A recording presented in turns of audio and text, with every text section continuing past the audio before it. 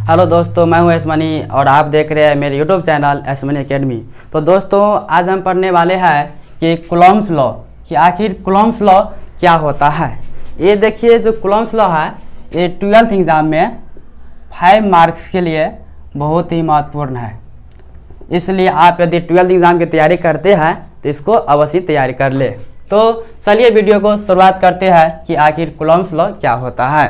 तो देखिए यहाँ पर लिखा है the magnitude of electrical force acting between two stationary point charge is directly proportional to product of their charge and inversely proportional to square of distance between them. देखिए इसका मतलब क्या समझे कि the magnitude of electrical force का magnitude जो होता है वह एक्टिंग कार्य करता है बिटवीन बीच में, किसके बीच में, टू स्टेशनरी पॉइंट चार्ज, दो बिंदु आवेश के बीच वह कार्य करता है। Is directly proportional to product of their charge, और उन दोनों चार्ज के, दोनों आवेशों के क्या होते हैं, डायरेक्टली प्रोपोर्शनल होते हैं, सीधा समानुपाती होते हैं। एंड और inversely proportional to square of distance between them, और उनके बीच का जो दूरी होगा, उनके बीच के दूरी के वर्ग का व्युत्क्रमानुपाती होता है। तो चलिए हम समझते हैं दो आवेश लेकर के, दो चार्ज लेकर के। तो सपोज कर लो यहाँ पे मान लेते हैं प्लस Q1 चार्ज और यहाँ पे मान लेते हैं प्लस Q2 चार्ज, ठीक। और इसके बीच की दूरी को मान लेते हैं R। इसके बीच की दूरी यहाँ से लेकर के यहाँ तक की जो दूरी है ये R मान लिए, ठीक। अब देखिए यहाँ पे बोलेगा सर कि आवेश जो है यहाँ पे चार्ज प्लस Q1 और प्लस Q2 ही क्यों माने हैं, माइनस क्यों नहीं माने हैं। तो यहाँ पे स्टूडेंट्स माइनस भी मान सकते हैं, कोई दिक्कत नहीं है, क्योंकि यहाँ क्या लिखा है, मैग्नीट्यूड है। किसी भी चार्ज का मैग्नीट्यूड निकालेंगे तो हमेशा पॉजिटिव ही होता है। तो चलिए देखते हैं अब यहाँ पे क्या होता है।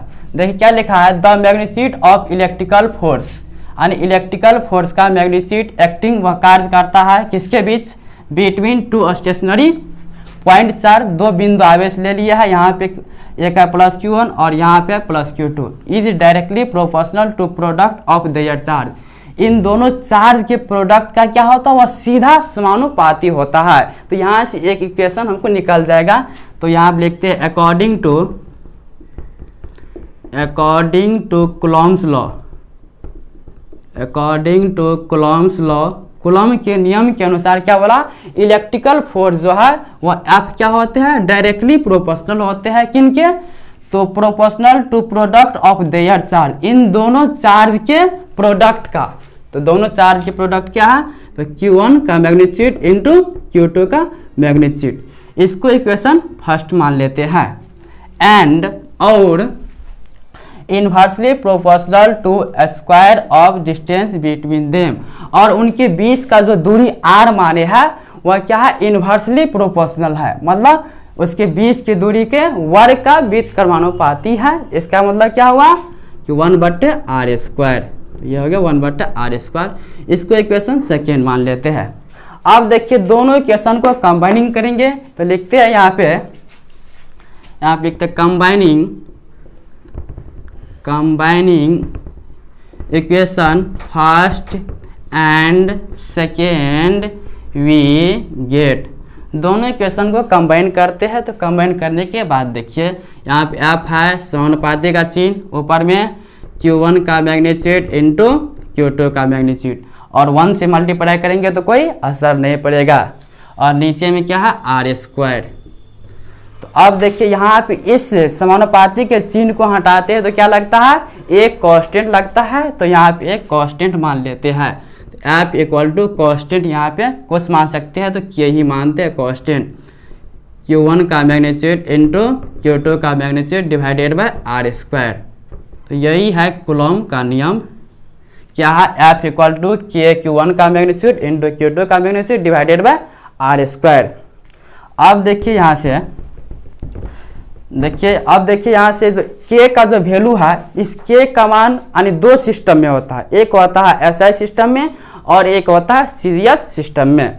तो देखिए यहाँ पे क्या होगा, पहले लिखते हैं वैल्यू ऑफ के इन SI सिस्टम। SI सिस्टम में के का मान, तो देखिए SI सिस्टम में क्या होता है, इसका के का जो मान होता है 1/4 pi epsilon naught epsilon r होता है। तो SI सिस्टम में के का मान क्या हो गया, k equal to 1/4 pi epsilon naught epsilon r. अब देखिए यहाँ पे इसका वैल्यू 1/4 पाई एप्सिलॉन नॉट, इसका भी वैल्यू क्या होता है, फिक्स होता है। तो देखिए यहाँ पे क्या होगा 1/4 पाई एप्सिलॉन नॉट, इसका वैल्यू होता है 9 × 10⁹ न्यूटन मीटर स्क्वायर पर कूलम स्क्वायर। ठीक, अब देखिए यहाँ पे एप्सिलॉन नॉट भी है और एप्सिलॉन आर भी है, तो ये क्या है, तो यहाँ पे हम देख लेते हैं आगे। देखिए एप्सिलॉन नॉट क्या है, इसको बोलते हैं एप्सिलॉन नॉट, ये है एब्सोल्यूट परमिटिविटी, एब्सोल्यूट परमिटिविटी, और इसका भी वैल्यू फिक्स रहता है, इसका मान होता है 8.85 × 10⁻⁻12 कूलम स्क्वायर न्यूटन पर मीटर स्क्वायर होता है। उसके बाद यहाँ पे एप्सिलॉन आर, ये जो है एप्सिलॉन आर, इसका जो वैल्यू होता है अलग अलग मीडियम में अलग अलग होता है। और ये एप्सिलॉन आर क्या है, तो यह है रिलेटिव परमिटिविटी। तो यहाँ पे लिखेंगे एप्सिलॉन आर, ये है रिलेटिव परमिटिविटी,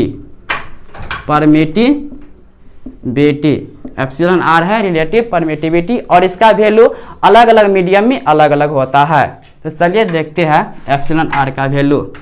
एप्सिलॉन आर का जो वैल्यू है वो 1 होता है। तो 1 किसके लिए, फॉर एयर के लिए 1 होता है, फिर वाटर के लिए 18 होता है, 18 फॉर वाटर, और इन्फिनिटी होता है किसके लिए, तो फॉर मेटल, तो मेटल के लिए क्या होता है, इन्फिनिटी होता है। अब देखिए यहाँ से दोस्तों 3 ऑब्जेक्टिव बनता है कि एप्सिलॉन आर का जो वैल्यू है एयर के लिए 1 होता है, और मेटल के लिए 18 होता है, उसके साथ साथ मेटल वाटर के लिए 18 होता है, और मेटल के लिए क्या होता है, इन्फिनिटी होता है। तो यहाँ से 3 ऑब्जेक्टिव बनता है। अब देखिए यहाँ से हम निकाल सकते हैं, देखिए यहाँ से यदि पूछा जाए फोर्स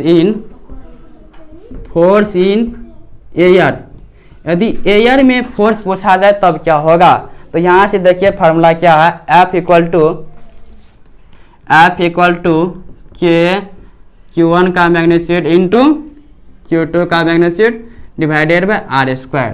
तो एयर में देखिए के का वैल्यू क्या है, सबसे पहले के का वैल्यू यहाँ पे देते हैं, तो क्या निकाल जाएगा, F इक्वल टू के का वैल्यू 1/, देखिए के का वैल्यू यहाँ पे लिखे है 1/4 pi epsilon naught epsilon r, तो क्या होगा 4 pi epsilon naught epsilon r into Q1 का मैग्नीट्यूड और Q2 का magnitude divided by r square.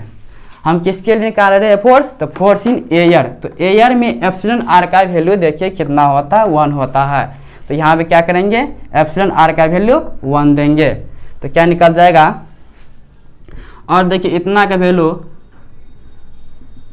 ये इसको ऐसे भी लिख सकते हैं, तो चलिए लिखते हैं 1/4 पाई एप्सिलॉन नॉट, और एप्सिलॉन आर का वैल्यू क्या है, 1 है, तो 1 से मल्टीप्लाई करेंगे तो कोई असर नहीं पड़ता है। उसके बाद क्या है, Q1 इंटू Q2 का magnitude divided by r square, ये निकल गया फोर्स इन एयर। सिमिलरली इसी तरह फोर्स इन मीडियम, यदि कोई मीडियम रहेगा तब फोर्स क्या होगा, तो चलिए देखते हैं यहाँ पे फोर्स इन मीडियम, यदि कोई माध्यम रहेगा तब फोर्स क्या निकलेगा, तो देखिए यहाँ पे F इक्वल टू क्या होगा, F इक्वल टू क्या के Q1 का मैग्नीट्यूड इंटू Q2 का magnitude divided by r square, यही है। अब देखिए कोई मीडियम रहता है तब उसके लिए के का वैल्यू क्या होता है, तो के का वैल्यू क्या माने 1/4 pi epsilon naught epsilon r, इसमें क्या हो जाएगा F equal to 1/4 pi epsilon naught epsilon r Q1 का मैग्नीट्यूड इंटू Q2 का magnitude divided by r square. तो ये किसके लिए निकल गया हमको, ये निकल गया हमको फोर्स इन मीडियम। तो ये दोनों एयर के लिए भी फोर्स निकल गया और मीडियम के लिए भी फोर्स निकल गया। अब देखिए दोस्तों, यहाँ पे बताए थे के का जो वैल्यू होता है वो एसआई सिस्टम में भी होता है और दूसरा बताए थे सीजीएस सिस्टम में भी होता है। तो चलिए देखते हैं सीजीएस सिस्टम में क्या होता है। तो यहाँ पे हम देख लेते हैं, इधर ही कर लेते हैं, नोट कर लेना। तो चलिए सेकेंड नंबर में क्या लिखते हैं, वैल्यू ऑफ के in CGS system. CGS system में के का वैल्यू क्या होता है। ये के क्या है, तो के क्या है, एक कांस्टेंट है। तो यहाँ आप लिख सकते हैं, यहाँ आप लिख सकते हैं वेयर के इक्वल टू कांस्टेंट, यह एक नियतांक है, इसके लिए इसका वैल्यू फिक्स रहता है। तो देखिए वैल्यू ऑफ के in CGS system, CGS system में के का मान कितना होता है दोस्तों, तो सीजीएस सिस्टम में भी के का मान 1 होता है। तो यहाँ पे क्या लिखेंगे, के इक्वल टू 1। अब देखिए फोर्स निकालेंगे तो क्या निकलेगा, एफ इक्वल टू, यहाँ पे देखिए के का मान रखेंगे क्या होगा, 1 रखेंगे तो कोई असर नहीं पड़ेगा। तो क्या रह जाएगा, Q1 का मैग्नीट्यूड इंटू Q2 का magnitude divided by r square. अब देखिए फोर्स का यूनिट क्या होता है सीजीएस सिस्टम में, 9th क्लास में पढ़े होंगे। फोर्स का यूनिट सीजीएस सिस्टम में क्या होता है, डाइन होता है। तो यहाँ क्या हो जाएगा, डाइन, इतना डाइन हो जाएगा। अब देखिए इसका एक और वैल्यू बढ़ा सकते हैं के का मान दे करके। तो के का मान कितना बताए थे, देखिए यहाँ पे 1/4 pi epsilon naught epsilon r, उसके बाद 1/4 पाई एप्सिलॉन नॉट का भी मान बताए हैं। तो अब देखिए 9, इससे आगे और कुछ डेरिवेशन कर सकते हैं। तो एफ इक्वल टू क्या माने हैं, एफ इक्वल टू देखिए वहाँ पे क्या है, के Q1 का मैग्नीट्यूड इंटू Q2 का magnitude divided by r square है। तो यहाँ क्या लिख सकते हैं, एफ इक्वल टू के का वैल्यू क्या है, 1/4 pi epsilon naught epsilon r, Q1 का मैग्नीट्यूड इंटू Q2 का magnitude divided by r square. यहाँ से देखिए क्या निकलेगा, एफ इक्वल टू इतना का मान देखिए क्या लिखे है, 1/4 पाई एप्सिलॉन नॉट, इतना का मान देखिए यहाँ पे लिखे है क्या, 9 × 10⁹। तो क्या लिखेंगे, 9 × 10⁹, और नीचा में क्या रह गया, एप्सिलॉन आर, और नेक्स्ट देखिए Q1 का मैग्नीट्यूड इंटू Q2 का magnitude divided by r square. ये भी एक फार्मूला इस तरह से ऑब्जेक्टिव में आ सकते हैं। तो इस तरह कूलॉम के नियम के यानी थियोरी पढ़ लिए, उसके साथ साथ इसका डेरिवेशन हो गया। तो अब चलते हैं नेक्स्ट, यानी कूलॉम के नियम का जो एप्लीकेशन है, एप्लीकेशन ऑफ कूलॉम्स लॉ। तो अब देखिए यहाँ पे लिखा है एप्लीकेशन ऑफ कूलॉम्स लॉ, कि कूलॉम के नियम की क्या सीमाएं हैं, जो आपको थंबनेल पे मिला था। तो देखिए यहाँ पे फर्स्ट पॉइंट लिखा है कि Coulomb's law is applicable for A point charge only. देखिए ये पॉइंट हम डिफिनेशन ही बताए थे कि कूलॉम का नियम जो है वो एप्लीकेबल होता है किसके लिए, तो पॉइंट चार्ज के लिए, वह बिंदु आवेश के लिए ही एप्लीकेबल होता है। दूसरा पॉइंट देखिए, Coulomb's law is applicable for a pair of point charge only. जो भी पॉइंट चार्ज लेंगे वह किसके लिए, पेयर के लिए, जोड़ा के लिए। जैसे यहाँ पे माने थे +Q1 चार्ज और यहाँ पे माने थे +Q2 चार्ज। तो क्या है, दोनों का पेयर है, जोड़ा है। तीसरा पॉइंट देखिए, Coulomb's law is applicable for a single medium between 2 point charge only. देखिए बिटवीन 2 पॉइंट चार्ज ओनली। देखिए कूलॉम्स लॉ जो है एप्लीकेबल होता है, लागू होता है किसके लिए, सिंगल मीडियम, इसके बीच में जो है यहाँ से लेकर यहाँ तक जो भी मीडियम रहता है वह सिंगल मीडियम रहता है। सिंगल मीडियम मतलब क्या, कोई एक ही माध्यम रहेगा, सॉलिड है तो सॉलिड रहेगा, उसके बाद गैस है तो गैस ही रहेगा, एयर है तो एयर ही रहेगा, कोई एक ही मीडियम रहेगा, तभी ये एप्लीकेबल हो सकता है। चौथा पॉइंट है, Coulomb's law is applicable for a constant charge only. ये जो एप्लीकेबल होता है किस चार्ज के लिए, तो कांस्टेंट चार्ज के लिए, मतलब Q इक्वल टू क्या होना चाहिए, कांस्टेंट होना चाहिए।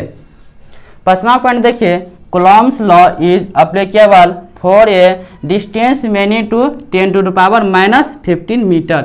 ये जो है कूलॉम का नियम किसके लिए सत्य होता है, तो 10⁻⁻15 मीटर तक ही यह सत्य होता है। इसमें जो r का मान जो यहाँ तक से यहाँ तक माने थे, यह इसका r का वैल्यू कितना होना चाहिए, अधिकतम 10⁻⁻15 मीटर तक ही यह सत्य होता है। तो इस तरह आज हम यानी कूलॉम्स लॉ का थियोरी खत्म कर लिए, उसके साथ साथ इसका डेरिवेशन हो गया और एप्लीकेशन भी खत्म हो गया। तो इतना लिखने के बाद हमें 5 नंबर मिलता है। तो यदि मेरी वीडियो अच्छी लगी है तो लाइक करें, कमेंट करें, शेयर कर दें। इसी तरह का नेक्स्ट वीडियो चाहते हैं तो हमारे चैनल को सब्सक्राइब कर ले, क्योंकि सब्सक्राइब करने से क्या फ़ायदा होता है कि हमारे नेक्स्ट आने वाले वीडियो का नोटिफिकेशन आपको सबसे पहले मिल सकता है।